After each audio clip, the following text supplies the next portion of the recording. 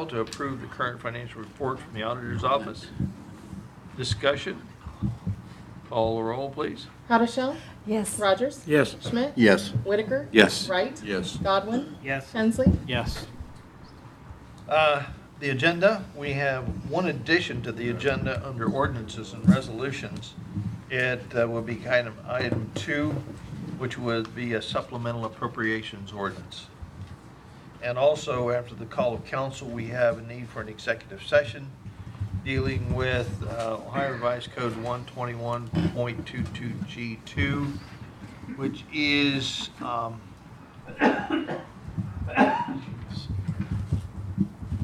purchase of property or sale of property for public use.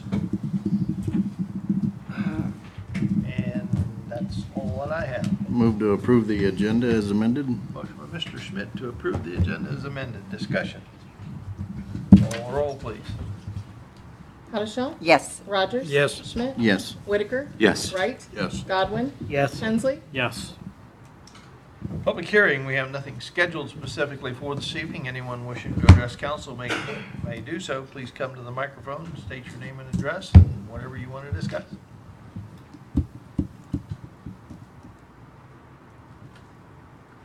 Seeing no one hurrying to the microphone, we'll move the agenda to the administrative reports. Mr. Mayor. I almost passed, but then I think I want to say a little bit on the, There you go. say a little bit for the Speedway properties. You know, this was it's kind of looked upon as our office taking care of the whole thing. It's not.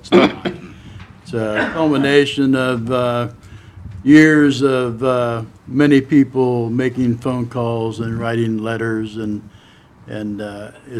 we just came down to the place where we did talk to the right people, and where it started out with the help of the fire department, Shannon and assistant chief there, and people that are supporting that movement to persuade Speedway to do some demo on those buildings.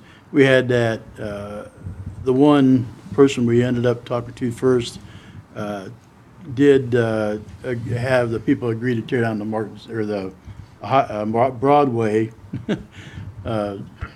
building down, but then also, and we did have some discussion and did tell them about, you know, that, hey, we'll talk about tearing the other building down since you decided to have, want to build a new gas station down there where the Speedway is now, at the end of Main Street. But I just want to make sure that everybody knows that there is a lot of people that can be thanked.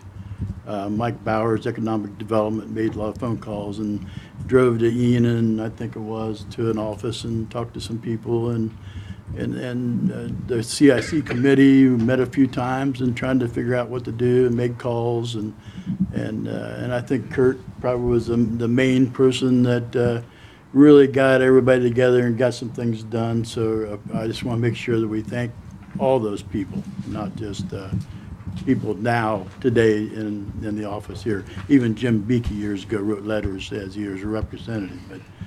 But they finally came around when we told them that they need to be a step up, be a community partner. We support them, and they need to support us.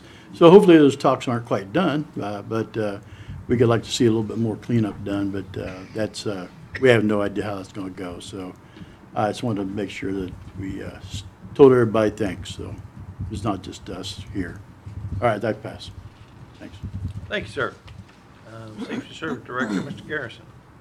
Thank you, Mr. Council President. Good evening, Council. You have my report in front of you, 4 items to review this evening. First, we'll start by discussing the ongoing projects within the city of Greenville. And if you come in the south end and go out the north end, you will notice that there is a lot of progress going on throughout our community. And on the south end, I'll do these in reverse order and go from north to south, or south to north. And on the south end, we have the Birch Street project, and this project started yesterday. And yesterday they began with milling 3 inches of the existing asphalt down, and they've continued that process through today. And I did not make it out there by the end of the day, but it looked like they would get that complete. and then tomorrow starts the reclaiming process. It'll be a very interesting process. It is not a process that we have done many times within the city of Greenville, and I would encourage all of you, if you are available at some time of the day tomorrow, to maybe drive down to that Birch Street area and take a look. And it's an amazing process. There is a massive piece of equipment sitting down there on the street right now, and that piece of equipment will, for lack of better terms, till the existing road. And as that machine tills the road, they will be also introducing a cementitious product into the millings, if you will. And then they add water, and they'll roll that down and let it set for a few days, and that will become our new base to our road. And when that is complete, we will only need to add 3 inches of asphalt rather than a normal 8 inches that we would do under normal or conventional road construction. And that'll lead me into, as you go further north on Schweitzer Street, Schweitzer and 4th, that project is progressing nicely, and we have started paving that job today. And I believe Walls Brothers was, the goal was to get down 1,000 tons of asphalt today. And there'll be another 1,000 tons of asphalt tomorrow. And that will pave both lanes from Pine Street up to Euclid. And then there will be another intermediate course, which will probably equate to about 500 tons of asphalt that will be laid on top of that. And then that project, or that portion of the project, will be done until we are ready to put the final course of asphalt down. So that what you see probably by the end of the week is what that's going to look like until we get ready to do the surface course. Now, there are a few voids in the sidewalk that have not been completed, and the reason that we do not have those sidewalks done right now is because we are waiting to do the retaining walls, and the retaining walls along a few of the properties will start probably in the middle of October, and once the retaining walls are done, we'll come back in and finish up whatever sidewalk needs to be completed. So with all that, we are ready to move on to the final phase of the 4 Schweitzer Street project. And so you will, well, you should have already begun to see the tree removal was completed last week, and we will be proceeding with work from Euclid all the way down to the end of the project, which is Sycamore Street. So again, we are progressing rather nicely.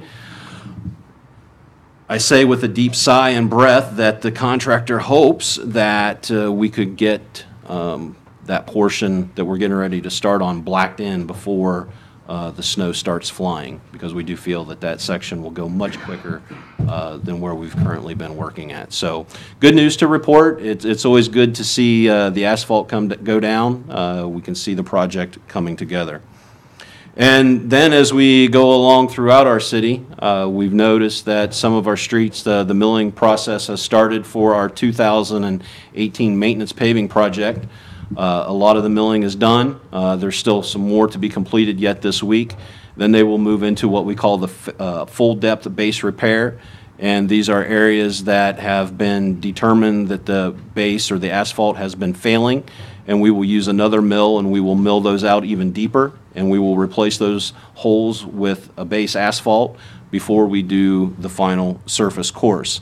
And we do expect that by the end of the month that our maintenance paving project should be pretty much wrapped up. So 3 big projects going on. I guess to also follow up on the maintenance paving and let you know there have been some additions that I felt are warranted.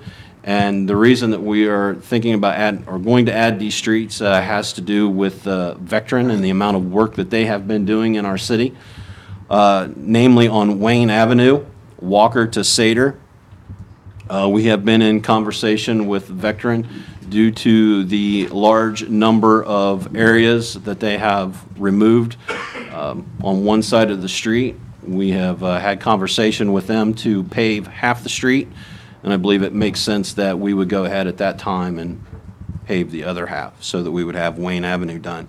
If you've been on 3rd Street, East 3rd Street between Broadway and Walnut, you've seen some white lines on the ground again around, I believe there are 15 cuts in the road on 3rd Street. Vectren has agreed to mill a portion or half of 3rd Street, and they will be paving that. And then the alleys, starting at the Circle or the post office as it parallels Broadway, going all the way down to 4th Street. There was a lot of work in the alley as they brought the gas meters from inside the properties to the outside of the properties. Again, it created many cuts in that small alley. That alley is used by our refuse trucks and some utility trucks, and also employees working in the various areas. So Vectren has agreed to mill and repave those alleys as well, and they will be doing that at their expense. So a few additions. Our project has grown just a little bit, but again, feel that it is warranted due to the amount of work that Vectren has been doing in our city. So the next thing I would like to discuss is our the city's CIP fund. Every spring, after the budget's been approved, the Capital Allocation Committee, which is myself, the finance chairman, the mayor, the auditor, and Chad Henry from Planning and Zoning, sits down and determines whether it's any capital project, whether it be a street project or various pieces of capital equipment that the budget would allow the various departments to purchase. And in the spring, it was determined and recommendations were made to this council, and this council graciously approved all of the pieces of equipment and projects that were recommended at that time. But due to, I guess, some uncertainty in the budget, the committee felt that certain pieces of equipment and projects should not be funded at that particular time, and we would do a wait and see until later in the year if the budget would potentially support the purchase of various projects or pieces of equipment. And on page number 2 that I have stapled to my report, you will see the pieces of equipment that were not purchased as a part of the spring 2018 CIP request. And the various pieces of equipment would happen to be a command staff vehicle in the fire department. We funded one police cruiser, but the police department was asking for 2. The street department had asked for the replacement of 3 pickup trucks with snow plows, and none of those were approved at the beginning of the year. And then the last piece of equipment in the street department was a rotary tractor, or a tractor and a rotary cutter, batwing mower for lack of better terms. The cost would be split between the street department and the storm fund. And as the year went along, we reevaluated that purchase, and was determined that maybe a different piece of equipment would work out better for the street department and the storm to mow various banks, high banks, steep banks, remote areas that makes it more difficult to get a tractor and a mower into. And this particular piece of equipment that we are looking at is a piece of equipment that is actually remote controlled, has various heads on it, and it is a track operated rather than you don't sit on it and steer. It doesn't have 4 tires. It basically has 2 tracks. Looks like a mini bulldozer or a mini skid loader. And this piece of equipment would allow us to do mowing out at the landfill where we have very steep banks. It would allow us to cut and clear some brush along the Greenville Creek. It would allow us to clear brush and mow out at the industrial park where there are some areas that are overgrown and very hard to get to. You can see the total there at the bottom, and I'm definitely not asking for any kind of a decision tonight, but would like a review, and I guess ask the process of that review of whether or not council felt that it would be something that would go to the finance committee, or if it was something they would like to reconvene the capital allocation committee.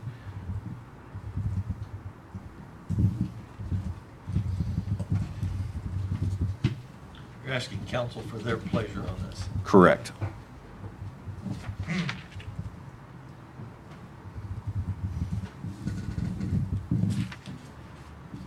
On that fire department vehicle, that's the one that would be replacing the one that the chief always drove. It had equipment and so forth. Assistant chief. Right, okay. Yeah, this is assistant chief's vehicle. Okay. We already replaced that other one then, right? Correct.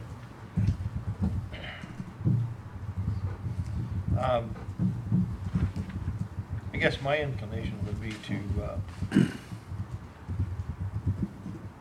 send that to the Finance Committee and have them review it, and if they feel it is worthy to go under the capital allocations, then from there.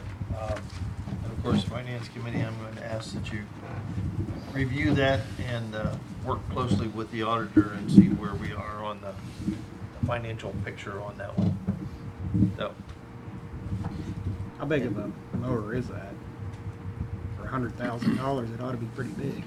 It's actually the width of a bush hog, About 5 foot. 5 to 6.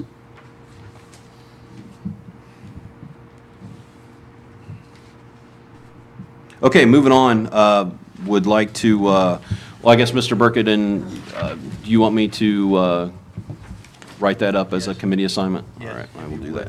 I'll go ahead and assign it right now. And when do we need that? By first We're meeting in not- October? It's not an emergency, it's just At least by the second. If you get it done by the first, that's okay, but at least by the second meeting in October.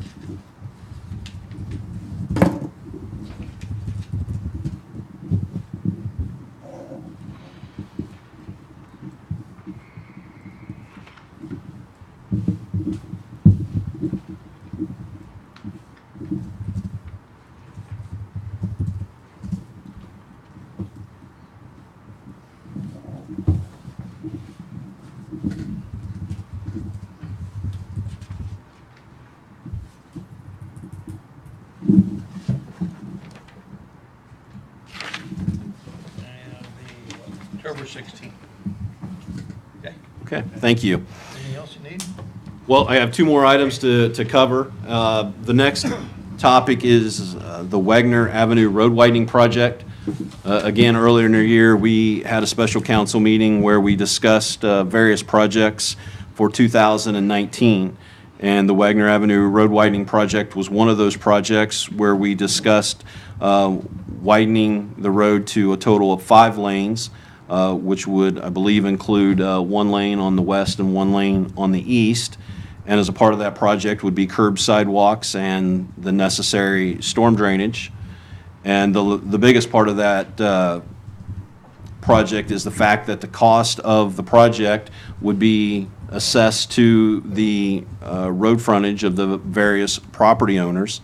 It was council's decision to move forward with the project in the way of applying for a 0% interest loan through the Ohio Public Works Program. This past week, I did receive word that the committee at the district level did find favor with our project. It did score high enough to achieve funding. It was funded at the a 0% interest loan for the $900 and some thousand that would cost to complete the project. And bringing that information forward to council, I would like to be able to move forward with the engineering so that when the money is released July 1 of 2019, we would be ready to move forward with the construction process.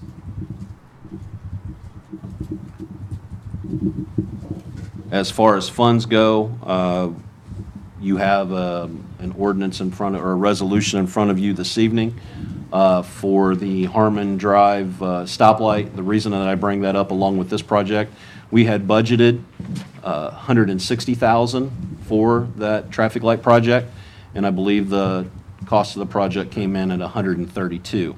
So there are some available funds there. Looking at the roadway enhancement money, it does appear that there would be there's $88,000. $88,000 is the cost of the engineering for the Wagner Road widening project. So I do believe that there's enough money in that fund to complete the engineering without any additional appropriations, if council has no objection.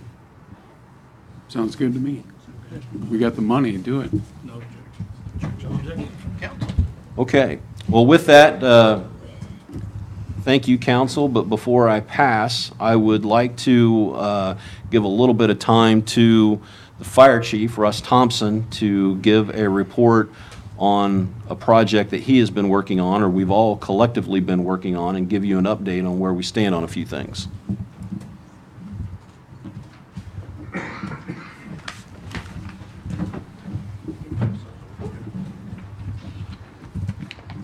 Just give them the whole stack, Mr. Mayor.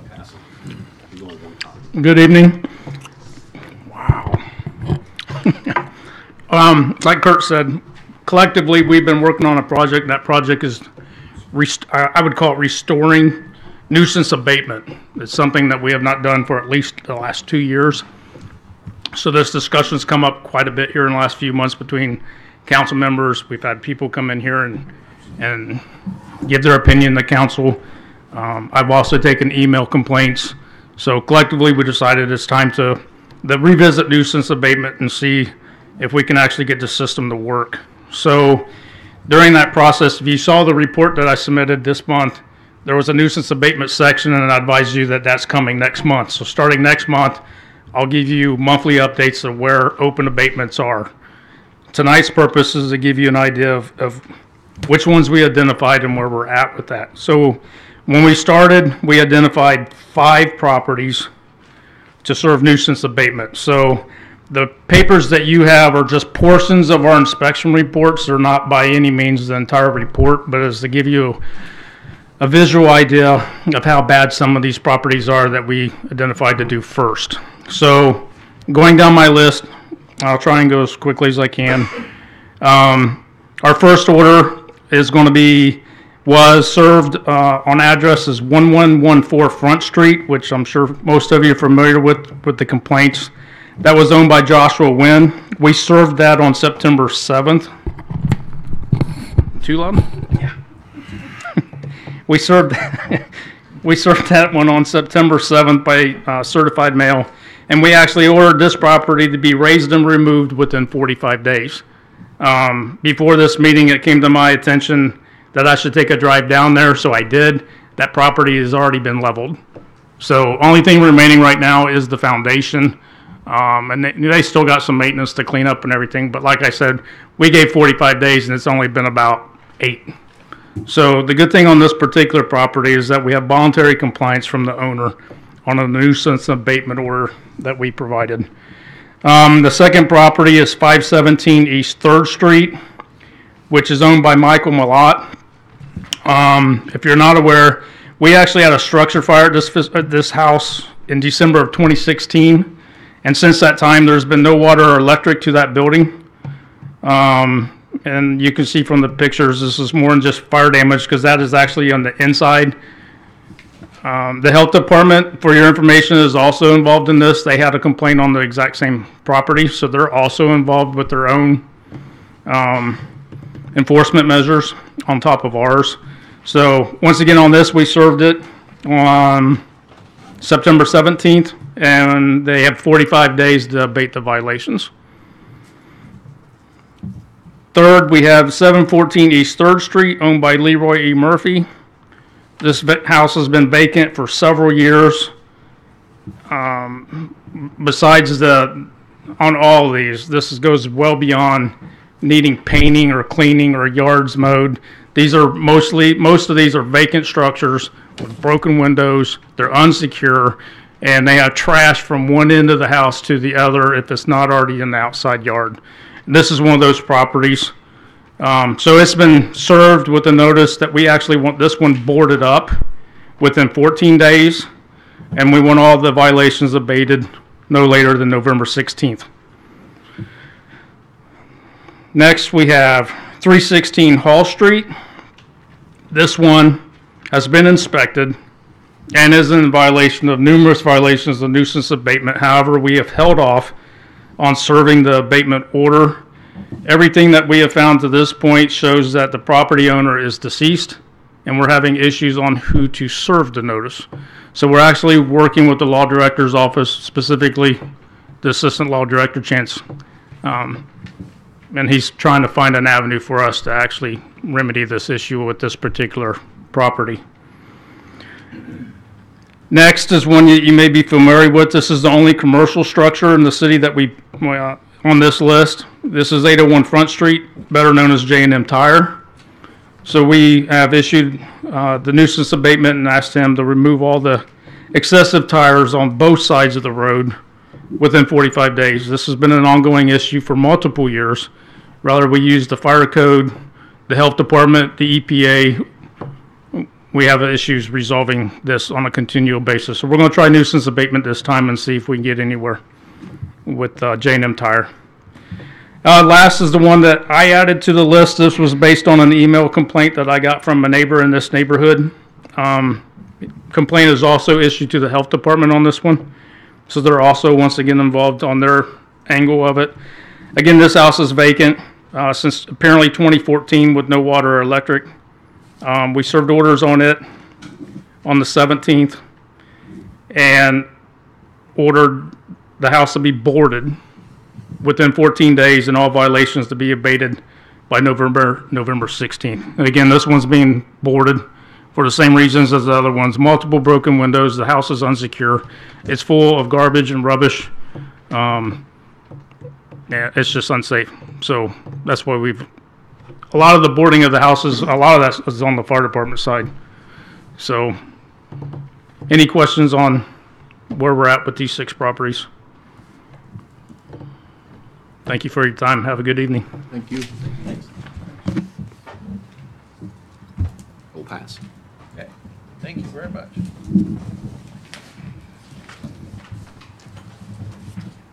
Moving on to Law Director, Mr. Brand.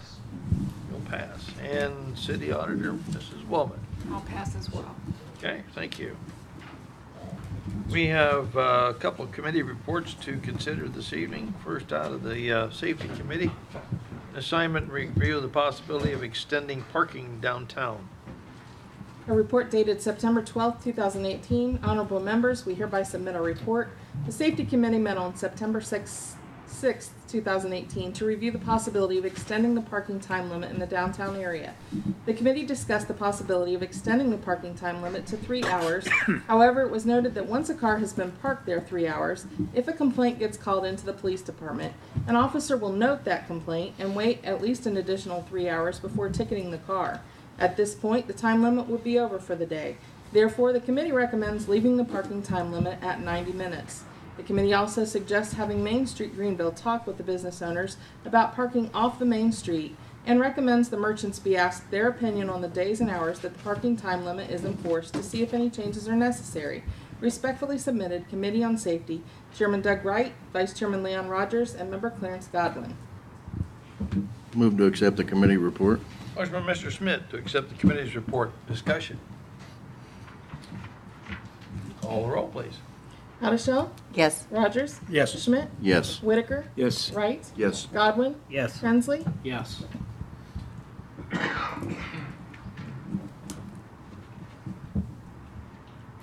Okay, thank you. You are relieved of that assignment.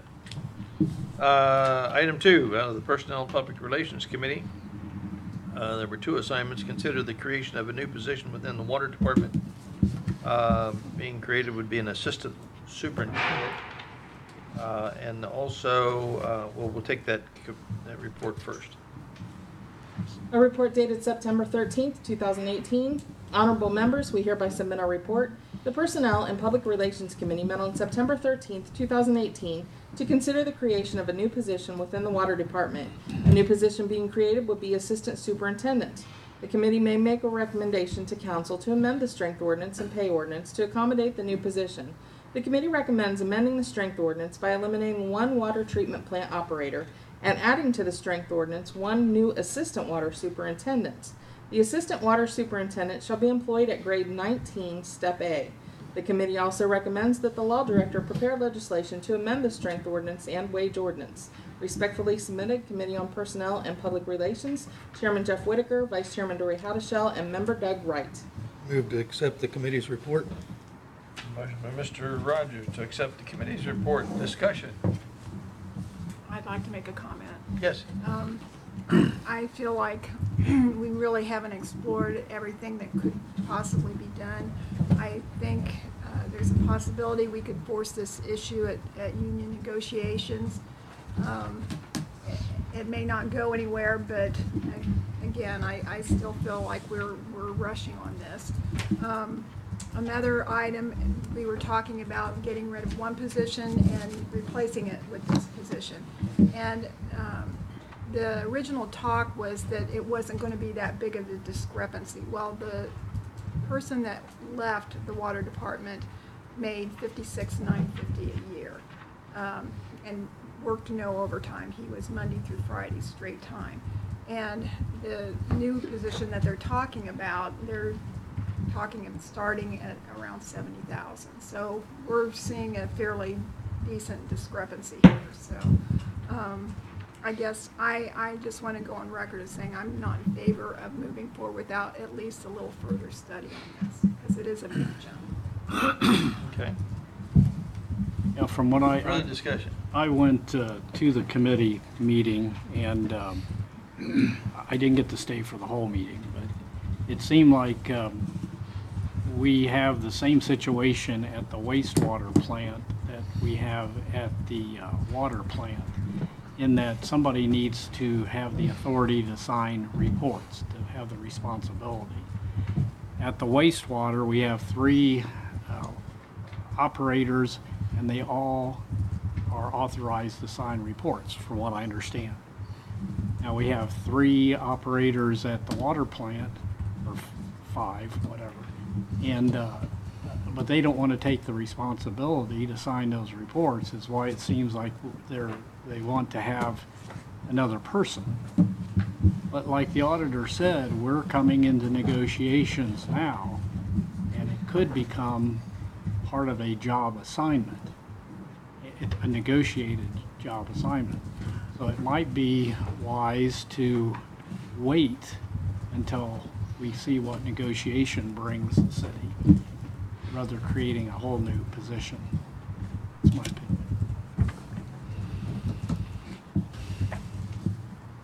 Further discussion? You know, what Roxanne said is that that person was making $56,000 a year, then you're gonna start somebody making $70,000 a year, you know, for that, doing that job. And, you know, so that's gonna add more to the, you know, you're gonna have to, what Kurt and I discussed after the meeting was the water rates are gonna have to go up, you know, because we need, you know, more money to fund that department. And I think we need to start looking at that. That position would be something that, you know, if we can get them to do it in-house without hiring somebody, we need to do that.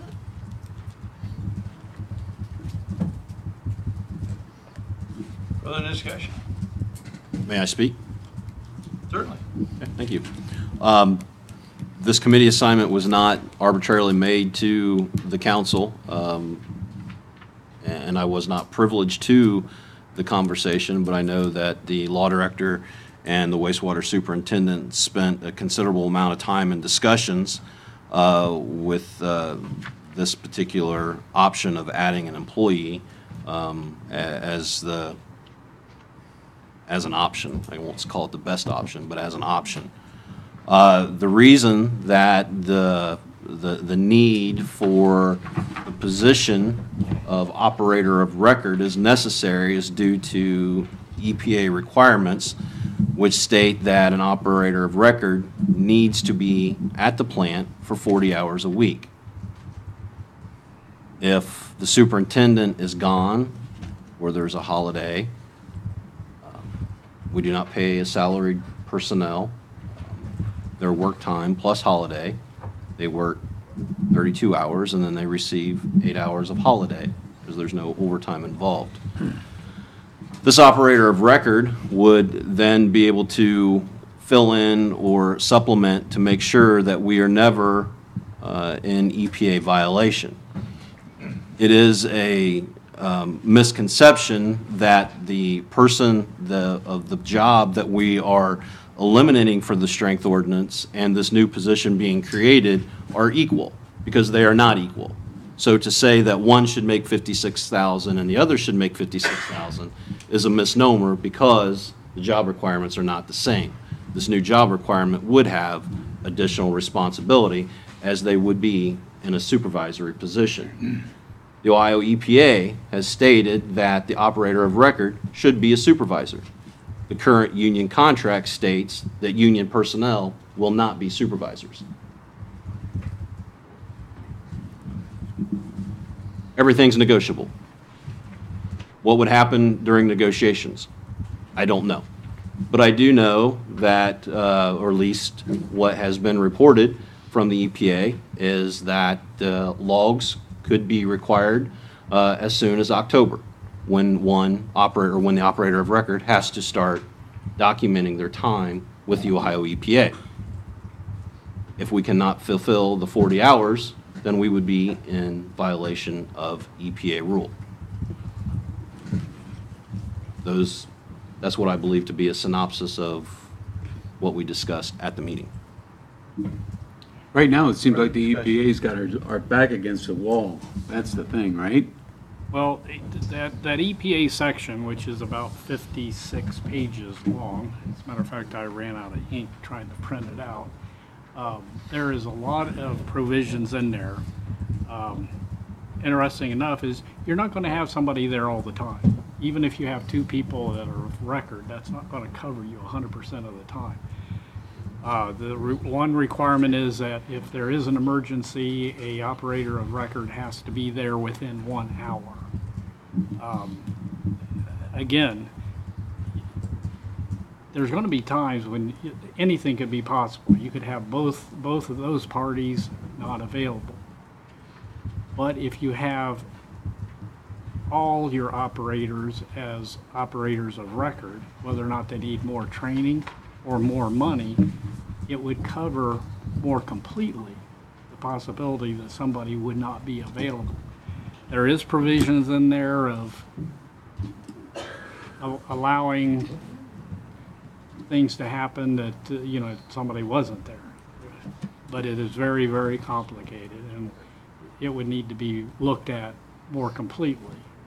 But I think that, again, looking at negotiations first would maybe give us a better option. And I'm just saying, and you're not going to get somebody hired right away anyway, because you've got to find somebody. You've got to, whether we have a civil service testing or not, that takes time. To have somebody here before the end of the year would be pretty hard pressed to do. So, but I think that maybe it's a thing that we should look at it again at a later date. But that's.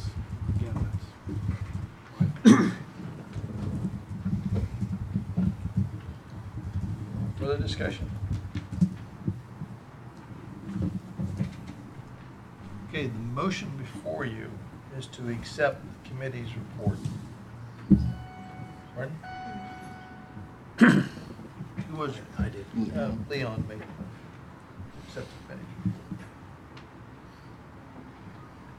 So could it be, Pardon? if they so choose, could it be tabled? Is that an option now? Sure.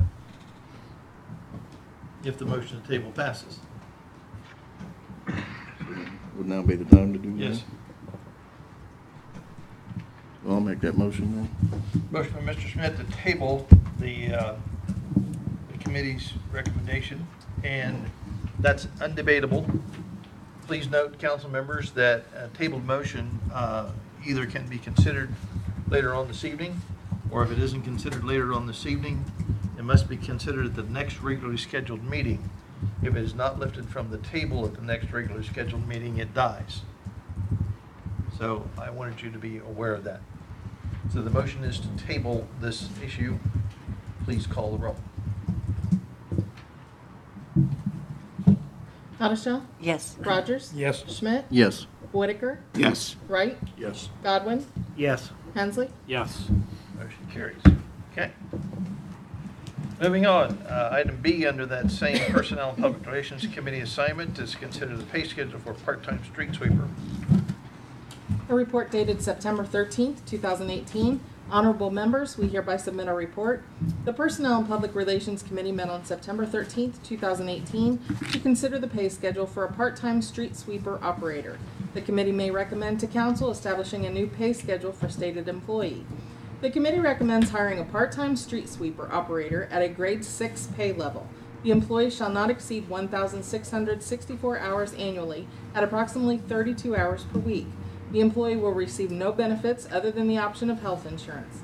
If the employee chooses to participate in the health insurance plan, the city would owe the city's portion of the health care. The committee also recommends that the law director prepare legislation to amend the codified ordinance, section 252.08B, and to amend the wage ordinance. Respectfully submitted, Committee on Personnel and Public Relations, Chairman Jeff Whitaker, Vice Chairman Dory Howdeshell, and Member Doug Wright. Make a motion to submit to accept the committee report.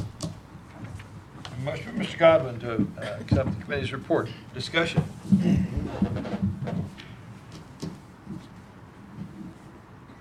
Seeing none, call the roll, please. Howdeshell? Yes. Rogers? Yes. Schmidt? Yes. Whitaker? Yes. Wright? Yes. Godwin? Yes. Hensley? Yes. Passed. Okay, that concludes our committee reports. Moving on to two items under ordinance and resolution. First is a resolution authorizing the Safety Service Director to enter the contract with Bansell Construction Incorporated.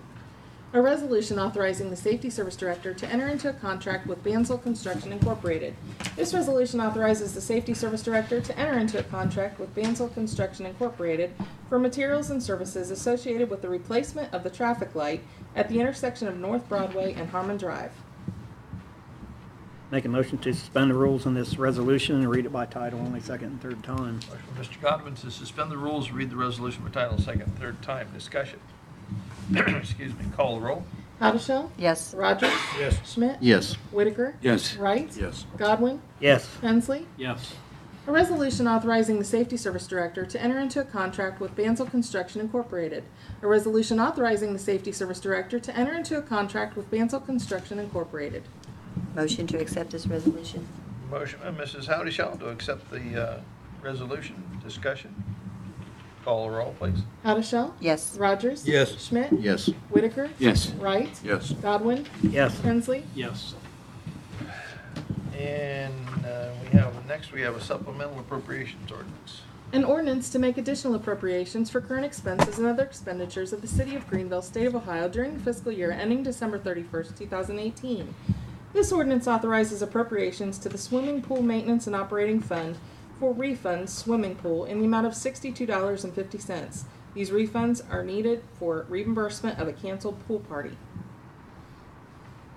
Make a motion to suspend the rules on this ordinance and read it by title only, second and third time. Mr. Godwin to suspend the rules, read the ordinance by title, second, third time. Discussion. Call the roll, please. Howdeshell? Yes. Rogers? Yes. Schmidt? Yes. Whitaker? Yes. Wright? Yes. Godwin? Yes. Hensley? Yes. An ordinance to make additional appropriations for current expenses and other expenditures of the City of Greenville, State of Ohio during the fiscal year ending December 31st, 2018.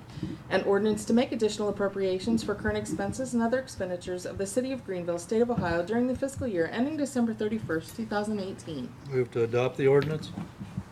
Motion by Mr. Rogers to adopt the ordinance. Discussion. Call the roll. Howdeshell? Yes. Rogers? Yes. Schmidt? Yes. Whitaker? Yes. Wright? Yes. Godwin? Yes. Hensley? Yes.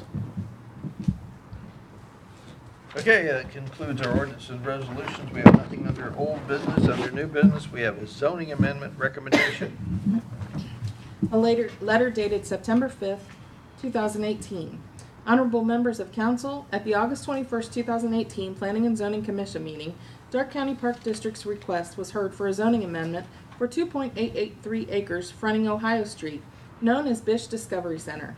Members voted to send a favorable recommendation to City Council for the request to rezone the land from GB General Business to SU Special Use for recreational and park use.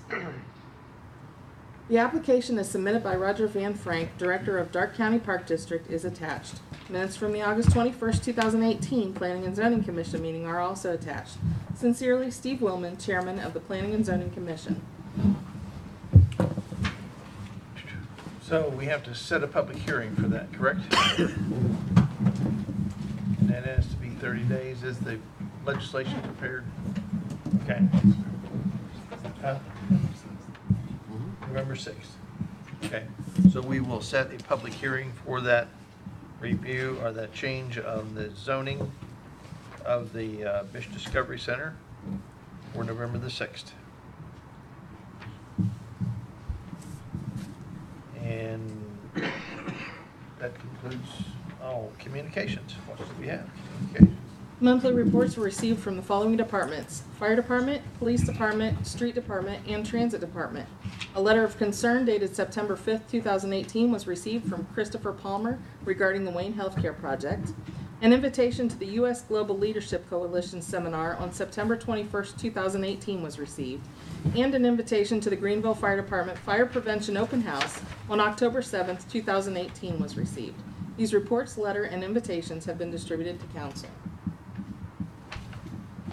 Any other items of communication? Seeing none, we'll call down the council, please. Mrs. Haudashell?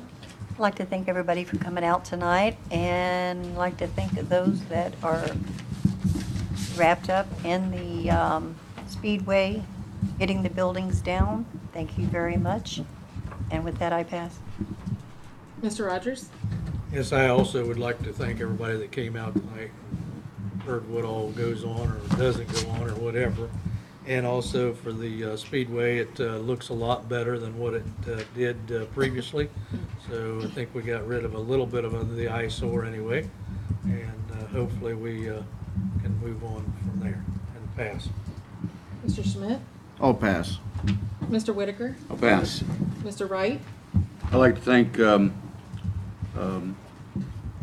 Safety Service Director Garrison, Chief Thompson, Assistant Chief Fritz, and the other members of the city that has been working on the properties, Speedway property, Front Street property. One of these days we'll get the city looking good for our citizens. I'll pass. Mr. Godwin? Pass. Mr. Hensley?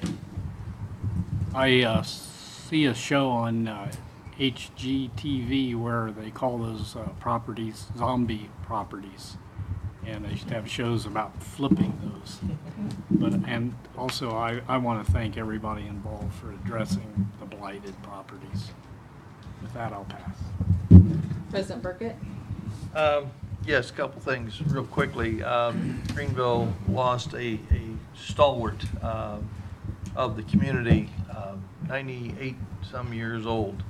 Mr. Walter Mike Thiem passed recently, and because of his efforts and many others, several years ago, Greenville has the industrial park and was able to land a number of businesses out there, and we still have some property available. But just a visionary person, and of course well associated with American Aggregates Corporation many years ago. Certainly be missed. Family continues in supporting the community in many ways through the families interconnected with the Coffee Coal Trust, and it certainly is appreciated, and our sympathies go out to the Thiem family. On a historical note, I'm going to do a little bit of history here. I brought a book this evening. It's the President of the United States. You don't have to write all this stuff. It's a book that was presented to George Washington, to the President of the United States. And actually, this is a copy of the first congressional record that was ever printed. And the front of it is the entire Constitution of the United States of America, signed by all 39 members of the representatives then. And it's dated September the 17th, which was yesterday, 1787. Now, this document was printed and prepared and presented to General Washington after he was president. And interestingly enough, in the margins on the original copy, he read through the whole thing and made notes in hand with his quill. And of course, this facsimile copy has it printed so you can read it, because I saw the original. It was in the museum at George Washington's Mount Vernon several years ago. The Mount Vernon Ladies Association bought the original copy at auction for $9.5 million. And it's now in the archives in the George Washington Library at Mount Vernon. and they make copies of it. And I was able to acquire one, and I'm really proud of it. But the neat thing is, it has in it the Constitution of the United States, and yesterday was Constitution Day. This is termed as Constitution Week. Every one of us here in this room who are elected officials swore an oath to uphold the Constitution of the United States and the Constitution of the state of Ohio in order to participate in these offices. So think about that, and think about what our Constitution means. And for heaven's sakes, let's work to not let people water it down and take it to nothing. Let's remember the Constitution. With that, I will entertain a motion that we rise to executive session. So moved.